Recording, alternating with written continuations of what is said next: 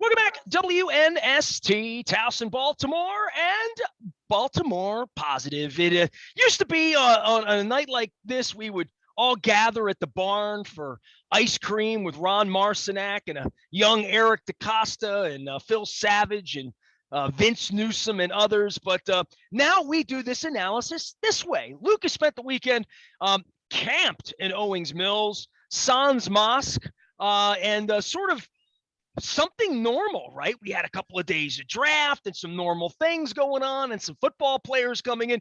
Very abnormal fourth round for the Ravens and really kind of an abnormal haul. And we'll be talking about it all week here with lots of NFL insiders. But we will begin our conversation here with sort of an overview of all of it with Luke, and of course, Baltimore Luke. You can follow him and read all of his work out at Baltimore Positive. What's going on, man? Long weekend. I'm looking forward to that crab cake at Conrad's on Friday, man. We got a lot to discuss here and a lot of football players, and it was a flurry of activity. I mean, this would be a whole chapter in Purple Rain 3 now, won't it? Yeah, I mean, if there's a Purple Rain 3 at some point in the not too distant future, you would have to think that the 2022 NFL draft figures heavily into that, and not even necessarily because of 6 fourth-round picks. I'm sorry, and we'll get into it. And I know Peter King for NBC had excellent access on the fourth round. Ravens make 6 picks, but I'll also remind you, and we've talked about this before, 2016, they made 5 picks, and Tavon Young, injuries aside, was really the only one of those 5 where you'd say a guy that could move the meter for them. Some other guys were okay. So you don't know, but I go back to the first 3 rounds and looking at the value that the Ravens were able to get. You and I talked about Kyle Hamilton and Tyler Linderbaum after a very eventful first round that included Marquis Brown being traded to Arizona. But you look on night 2, David Ajabo, of course, the Michigan edge rusher, Mike McDonald, very familiar with, John Harbaugh, very familiar with him, of course, with his brother coaching the Wolverines. But Ajabo, who tore his Achilles at Michigan's Pro Day back in March, probably was going to be a first-round pick, was someone that early mock drafts even had been linked to the Ravens. So they get him in the second round, understanding that his 2022 availability and effectiveness is up in the air. They think he can play at some point, but it's not going to necessarily be a case where I think you should expect big things for a kid who wasn't able to practice at all in the spring or summer. In my mind, as a fan, I've written him off and thought anything's a bonus, right? Literally. Yeah. He shows up in December running around and looking good. God bless him, right? Sure, no question about it. And I think there's a good chance he's going to play. I just think if you look at him as a player, his profile, very raw, was someone who really came on this past year at Michigan, but not strong against the run. That's one knock against him. And he's just, he's someone much in the way that we talked about Odafe Oweh, hasn't played football a long time. So I think the upside is tremendous. That's why the Ravens took an injured player in the second round.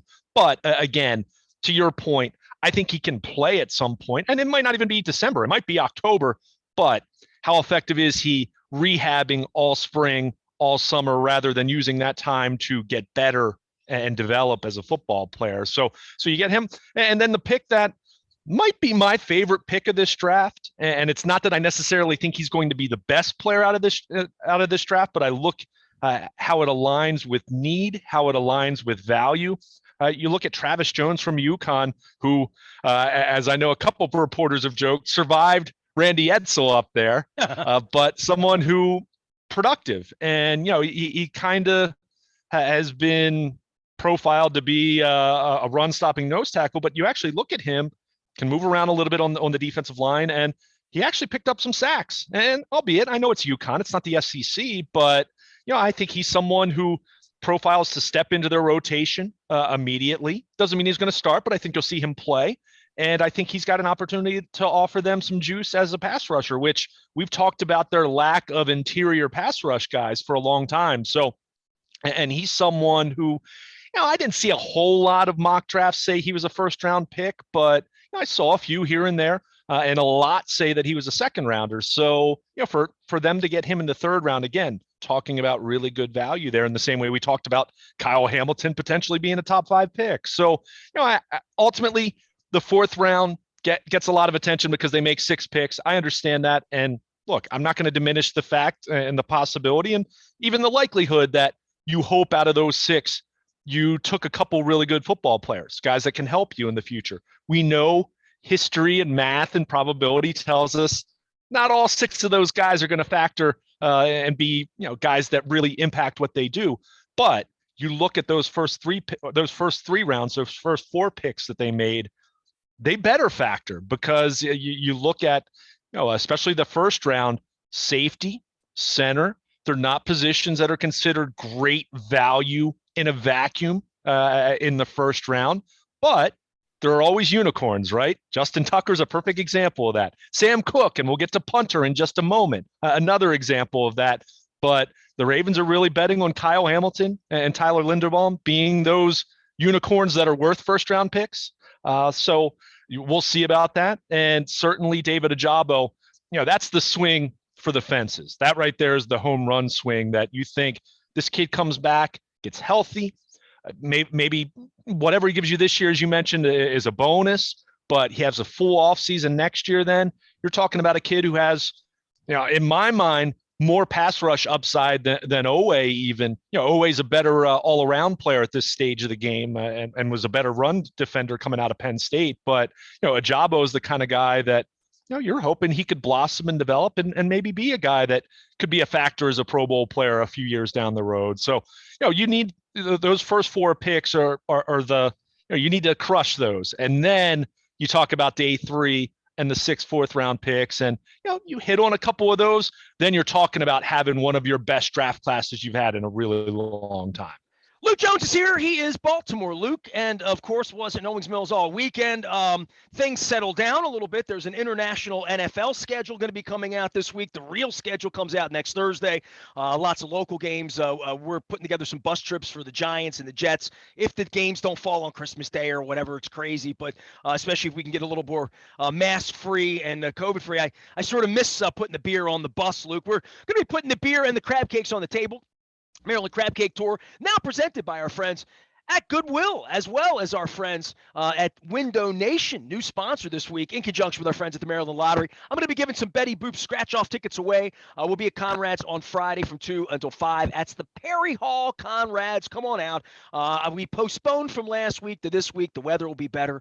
It'll be lovely. Pre-Kentucky Derby. Doing a lot of football talk here this week, amongst some other things, including the U.S. World Cup bid potentially coming to Baltimore, so you'll hear a lot of that. Coach Kenny Cooper, Pete Caringi, lots of folks here this week. But we're going to focus on the draft. All right, so I want to go backward just because we're half awake on a Friday morning trying to process Hollywood Brown and his departure and the sort of covert nature this whole thing went on and him scrubbing his social media and like all of that. I find the whole process to be a little different these days, right, where you go out on a limb, feels like 5 minutes ago for this kid. You bring him in, he falls in love with your quarterback, like all of that. And internally, the pressures that the media creates, that the player creates himself on Twitter, that they had this thing orchestrated that he'd be at the Cardinals' victory party, it's still – I'm scratching my head trying to process it and trying to process what Art Modell would have thought. Just how far we've come here with what they're trying to do in running a business and these assets. Because Hollywood Brown, say what you want, 90 catches were a big part of your offense, whatever it is. But a first-round draft pick, I mean, like a real valued piece that they managed to get some value out of. Whereas, as an example, in Cleveland, the Baker Mayfield thing, the Deshaun Watson thing, not getting any value, not getting draft pick, that Eric values these 4th-round draft picks and all of these players, but more than that, has turned a disgruntled wide receiver that maybe they had buyer's remorse. Clearly they weren't going to give him more money. I don't know. And certainly the breakup with him and Lamar, trying to process that in the couple of hours after the draft, looking at it after the weekend and saying, all right, Lamar knew this was going on. This is his bunkie who wanted to go play with Kyler Murray, like all of this stuff. This could have been a combustible situation inside there. I mean, it really could have been combustible. Like his cousin, played with the Steelers and 3 other franchises before it was all over with, right? Yeah, and I think looking at it from that standpoint, it was handled well, and give Marquis Brown credit too. I mean, okay, he scrubbed his social media. How many guys are we seeing doing that on a daily basis around sports? I mean, feels like it's a new thing to do. I mean, I think I joked with you a few days back that, it reminds me of my generation. That you would block someone on AIM or something like that. You block someone on Facebook. I mean, it's just a little strange in that way, but you didn't hear him spout off publicly. You didn't hear the Ravens mention this publicly, that both sides handled it in-house. And, there had been some conjecture. There had been some moments over the course of the last few months, talking about him with his social media. There's a crazy rumor at one point about him talking about going into esports because he was such a good gamer, and Twitch and all that, which is actually, not as lucrative as the NFL, but is a lucrative business. So, and that was all conjecture. I mean, that was all Twitter rumors and things of that nature, but very clearly there was at least smoke that all wasn't well there. And we had seen Lamar Jackson work out with Rashad Bateman in various social media videos that were posted at different points over the last couple months, but hadn't seen any of that with Marquis Brown. Didn't mean necessarily that something was definitely wrong, but it just felt a little awry, right? Something what seemed to be a miss there. And now with hindsight, right? It smelled funny, and it was funny. Sure. So with hindsight being 2020, the Ravens make the best of the situation. As you mentioned, they get good value. Ultimately, it's going to come down to, is Tyler Linderbaum an all-pro, Pro Bowl caliber center? Because if he's not, then taking a center in the first round's bad business. And the Ravens understand that. You and I have talked about it, how little they'd really valued the center position over the last 10 years. So it speaks to what they think about Tyler Linderbaum, and the fact that he played for Kirk Ferentz, and the fact that Marshall Yanda gave him a ringing endorsement at one point a few months back when he and John Harbaugh had a chance to talk. So, well, turning sour grapes into sweet cherries, right? Like, that's what you're trying to do here. And the center thing, I don't know that we jumped on the table enough about that, because if we're talking about the departure, who's going to catch the ball and all of that, you and I have been pretty tight on this over the course of years, and traveling together and flying together and talking on the air, off the air, before games, during games, after games, watching centers get pushed around, watching a running game that was extraordinary, like unlike anything, like a video game for a year, based on the fact that the middle part of that line got right. And Flacco always struggled after Matt Burke. Flacco, I don't think, ever had full confidence as to what was going on in front of him, that stuff wasn't going to be a mess, especially when there's undersized guys from Delaware and guys they brought in from Tampa that may or may not wanted to have been here. And just all along the way, the offensive line, the awakening that this has to be effective to have a $45 million quarterback. Yeah, and that's fair. But I would also say, on the flip side, they did more than make it work with Matt Skura as their center for a couple years. They made it work with Bradley Bozeman as their center. So, on the flip side, you'd say, okay, Gino Gradkowski, not so much. Jeremy Zuda was good for about a year and a half or so. Wasn't so good after that. So, the devil's advocate would say, you've made that work, and that hasn't been as big of a problem if other position groups were fine and you didn't have problems elsewhere. So, but use a first round pick on a center. You got a solution here. You got a guy you think you better contract guy, right? You better. Well, they've done their homework. Iowa guy, sure. like all of that. Sure. Love this guy, and so as much as we talked in the aftermath a little bit more about Hollywood, that's strange, that's weird, let's think that through, who's going to catch the ball, now that it settles out, we still have that question.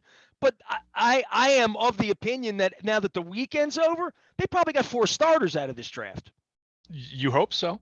I mean, that's what they're envisioning, but at the same time, every team's envisioning that right now, and that's really what it comes down to. Sugar plums. Yeah. I mean, exactly. I mean, that's what's always funny. You always hear these post-draft comments, and look, we'll run the day 3. They got an A. Everybody, I got Ed Holm on this week. Peter King. Oh my gosh. Let me just digress here for a second about draft grades, because I was even talking about this with my brother late Sunday evening, and he watches the games, but he doesn't really follow it 365 days a year, and we were talking about draft grades, and I don't want to out any individual, but first of all, the exercise of grading a draft immediately after it's over, I mean, come on. But if you're going to do it, at least have some conviction to have a diverse range of opinions, meaning you really like some drafts and then some other drafts you really didn't like. I read one draft grade piece where it looked at all 32 teams. It gave 19 teams an A- or higher. I mean, if you're going to do that exercise, school teacher were you, Luke? I mean, yeah. I mean, grade inflation is a thing that's been talked about a long time at school. So I guess maybe it trickles over to the NFL draft. But I saw that, I just had to laugh. It's like, look, if we're going to do this, if we're going to do this activity, at least have a little bit of a wider range of outcomes, because we know how high the failure rate is, even for the teams that are really good at doing this. I mean, we just know that. We know right now that the Ravens aren't going to hit on all 6 of the 4th round picks.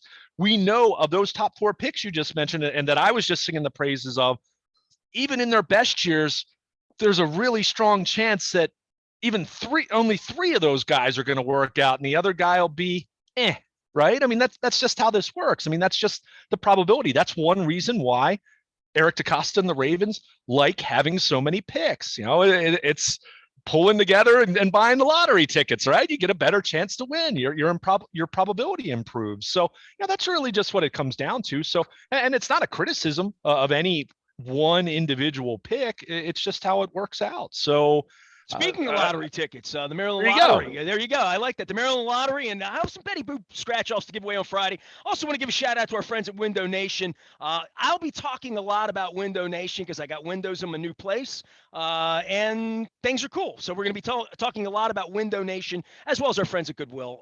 And I've got like a whole closet full of stuff. There's going to wind up being a trunk out here, especially for the books. But Luke, for these lottery picks, as we talk about it in totality, and where they are, I don't know how you can't give the Ravens an A, right? They got 2 first-round draft picks. They got Ajabo. They got a guy, injury fine, but most people think he's going to at least get on the field. And then they took a punter, which is, as Eric DeCosta said, a 10-year solution if it works out. But all along the way here, how can you, if you just score the points on where they ranked and picked, they're really good at using the other 362 days of the year to deal off carry vedvegs to pick up draft picks that they then turn into maybe Mark Andrews or maybe Orlando Brown or maybe Ryan Jensen. But this is the only way to turn those maybes in. It's not Saturday night after the draft's over with undrafted free agents. It's a couple of 4th rounders and a 2nd rounder that might go to the Hall of pretty good. And one of these 1st round picks winds up being a 10. I mean, Marshall Yanda wasn't a 1st round pick. You know what I mean? He's going to the Hall of wherever, right? I mean, so they've been very, very good at all of this, as well as getting guys paid. But for them, if you're grading them along the rest of the league, they do this differently. They acquire picks differently. They value supplemental picks differently. Like all of those things that are built into the kind of organization that Bisciotti has built here, where everybody had their job yesterday, everybody has their job today, everybody's going to have their job tomorrow. 85% of the league doesn't work that way.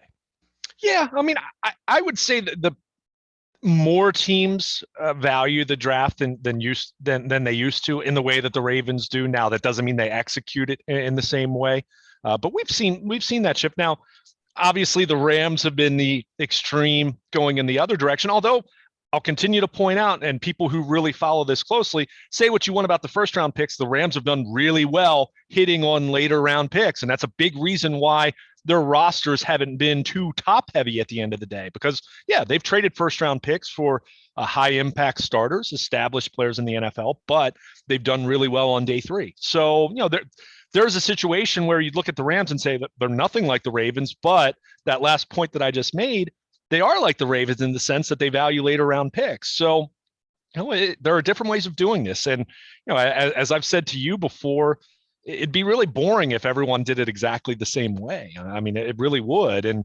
every team has their strengths in terms of how they evaluate and positions they value. We've talked about this as much as we can talk about certain positions where the Ravens do really well. We're sitting here in early May and they don't have a number 1 wide receiver, or even if Rashad Bateman is your number 1 wide receiver, who's your number 2? And, as much as you could talk about handling all of this, you could say, well, if they knew Marquis Brown wanted out months ago, then where was the work at wide receiver? And we'll see what happens. There could be a trade that we'll see what happens on that front. And you even said it.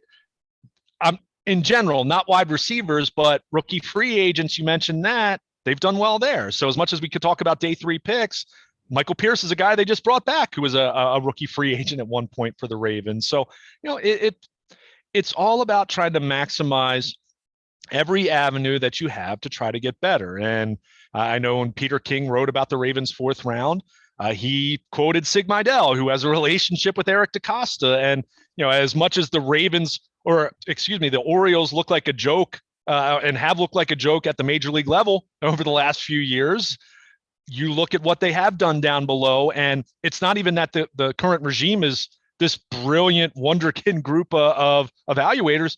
They're finally doing things that other teams have been doing for years. And that's where the Orioles had cut themselves off, maybe not even at the knees, but at the waist, trying to be good. So, it's all about looking at every avenue, the draft, rookie free agents, free agency, trades, which we're seeing so many trades. I mean, it wasn't just the Ravens making a trade over the draft. Look at what the Titans did, trading A.J. Brown, and now he's an Eagle. So you have so many different ways to improve your football team within the confines of a salary cap. And even with the salary cap, there are ways to maneuver with that. But it's all about trying to maximize the resources that you have to try to get better. And allegedly everybody has the same exact resource. That's the difference between talking about the Red Sox and the Orioles over the weekend versus what this league attempts to do. And this is the great equalizer. This weekend is the great equalizer. And I know there's a lot of the draft's anti-American. We believe me, they probably shouldn't be having it. If we really were getting at the heart of all of this and free trade and like all of that, it wouldn't be there. But for playing along in our kayfabe world, in the real world, which is there is a draft, that this is a weekend where your brain power and the strength of your organization should make your picks better. I mean, the owner's sitting out there with his feet up on the desk and he hires people and he's involved in this because it's that important. It's the ultimate HR festival for how you grow what you do on the football field. Everything else emanates from it. So for the Rams to print up T-shirts and like run around and whatever, last I checked, they weren't like the 99 Rams. You know what I mean? They were kind of lucky to get across a couple of hills. They were the best team last year by this much. Like, I don't know that's really – that's like saying the way Buck Showalter managed the Orioles against analytics would have been the way of the future, even though 28 other teams are doing it the other way. And Buck's doing pretty well right now up in Queens. Maybe we'll go visit him at some point up there and have a cheesesteak. But I would say that the way the Ravens have done it and the praise that they get, especially on a day like today, after they make a bunch of picks, a bunch of middle round picks, none of this 7th round, guys that are in the top, guys that were on their board, guys they really believe could be football players. It's a dream scenario for DeCosta. I think when it's all over with, he'll look back and say it was his favorite draft because it's not often you get to pick so many of the players that you scout, because most of the time you get to sit there with your nose up to the glass like they did with the kid from the Steelers taking the 191st pick or whatever the hell it was, may not matter. Yeah, and I mean, welcome to spring. But I think a big part of I think a big part of this, though, still comes back to needing to have the proper amount of humility. I mean, you just said it. The Rams did it a very different way than how the Ravens have done it and how lots of teams have done it. I mean, it's, we haven't seen a whole lot of that. I think back to the Broncos 7 years ago at this point. Remember how much they had taken a dive into free agency in Peyton Manning's twilight years. And that worked out really well for them, even though we had known over time free agency usually wasn't a big winner. So I think it's the humility of knowing that there are different ways to do this and everyone's going to be wrong. And the Ravens have been wrong plenty at times. There are draft classes you can go back and find the grade 2 days after it was over and say they did really well. And then 3 years later, it doesn't look so great. 2019 is a great example of this. Look at that draft class right now. And Marquis Brown was a success, but Miles Boykin, not so much. Gone now. Jalen Ferguson, not gone yet, but certainly not a guy that's offered much. And you go down the list. It's not to bash them for that. It just speaks to how difficult this really is to do it. And again, that's why you need to be really smart in how you use your resources, even if you're going to do it in a different way from other teams, like Snead and the Rams have done. So it makes it fascinating in that way. But everyone's going to be wrong. Everyone's, no one's going to bat 1,000. You just mentioned the lack of late round picks as far as the Ravens. Well, their 6th and 7th round picks are their rookie free agent signings that they've made and will continue to make in the coming days. And we'll get a glimpse at those guys at rookie camp this coming weekend. So, it really is a case of just trying to use every avenue to try to get better. And that you're not going to bat 1,000. You're going to make mistakes. You want to try to cover yourself as much as possible. At the end of the day, and Eric touched on this after day 3 of the draft, that you're going to have some things pop up, like your top wide receiver wanting to be traded, and it was a hole that the Ravens didn't expect to have back in January, but here we are. Now we can sit here and say, should you have signed a free agent earlier in free agency? Should you have made a move for a wide receiver earlier in the draft? I mean, I know Peter King reported about the Steelers drafting Calvin Austin. Well, that was a point in the draft when the Ravens had taken a punter earlier in that round. So how much did they really love the player if you're taking a punter? Even if it's a punter you think is going to be a good punter. Marquis Brown was more valuable than Sam Cook over the last two or 3 years. That's just the truth. That's how this works. So, but at the same time, you use all the information that you have in the present. You try to project as best you can. But as Eric has said before, and it's one of my favorite things I've heard him say about the draft, as much as you try to make it scientific, as much as they have more analytics, more player tracking, GPS, all the different things they do, combine testing, pro day testing, interview process, talking to people that know each kid, it's still more art than science, probably, at the end of the day. And anytime you want to talk about trying to make something a perfect, refined process, all you have to do is throw human beings into the mix and it's going to get messed up, because that's just how it works. And that's not a knock on anybody. That's just any industry in which you're dealing with the human element, there's going to be unknown there. So that's why certain draft picks look like they're going to be a home run. They're going to be a success. And then they're out of the league 4 years later. And then other guys who are afterthoughts, some rookie free agent that they've signed that you and I aren't even going to talk about at any point until maybe they make the 53-man roster in early September, will go on to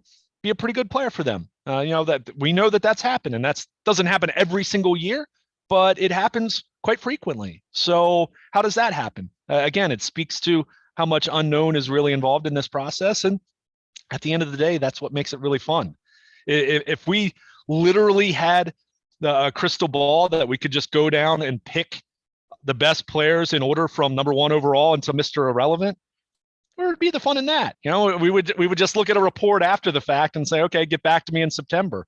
No, there's a lot of unknown here that makes it really, really fun. Luke Jones is Baltimore. Luke at WNST.net. He will be in Owings Mills. All are brought to you by our friends at Royal Farms. Real fresh, real fast. They got some tasty Rofo in the cup, and it's the Cole Roofing mug, though. I found my binky back. Bill's coming back on the program this week. Lots and lots of things mixing up. If you have heard anything about the World Cup stuff, I've been talking a lot about it, not just with Grant Wall and Steve Goff and people on the inside who talk about it, but also local folks. Pete Caringi, very, very connected to what's going on, as well as Kenny Cooper. Always good to hear the voice of Coops back on the air here locally. So make sure you're checking that stuff out this week, as well as all of our post-draft coverage. I'm reaching out to lots and lots of people around the league, so we'll have tons of football around here this week as we get ready for Derby, Preakness. There's a rumor Dick Girardi's going to be stopping by, and it is a fact that I'm going to have some Betty Boop scratch-off tickets at Conrad's in Perry Hall on Friday from 2 until 5. It's all brought to you by the Maryland Lottery, our friends at Goodwill Industries, and Window Nation, our newest sponsor. We're looking forward to getting out to Conrad's, also a sponsor in Perry Hall with some friends. I know Rob Santoni's going to be coming out from Wise Markets too, so that'll include a wise conversation. Big appreciation to the lottery for helping us with that and getting us upward and onward. We're doing the Crab Cake Tour throughout the month of May, throughout the month of June locally. I have a whole bunch of dates we'll be getting out to you. I am Nestor. We are WNST, AM 1570, Towson, Baltimore. And we never stop talking Ravens draft. BaltimorePositive.com.